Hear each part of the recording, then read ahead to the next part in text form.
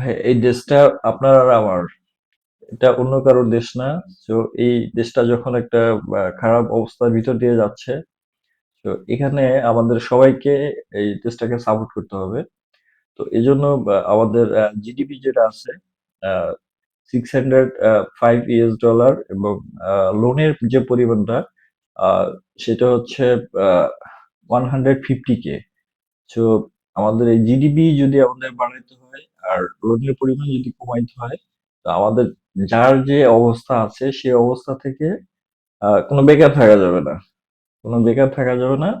সবাইকে উম, যারা বেকার আছেন তারা ছোটখাটো জব খুঁজেন, বা যে যা করেন, চা বেচেন, ঝালমুড়ি বেচেন, গার্মেন্টসে কাজ করেন, অনেক সুযোগ আছে, কেউ বসে থাকেন না।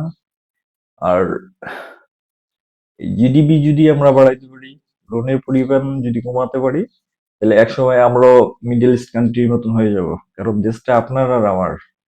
আহ, এই জিডিপি বাড়ানোর জন্য শুধু আমরাই না, যারা এক্সপোর্ট করেন তারা আছেন, পেমেন্টের যোদ্ধারা আছেন, আহ, তাদের সাথে আমরাও সাপোর্ট দিব।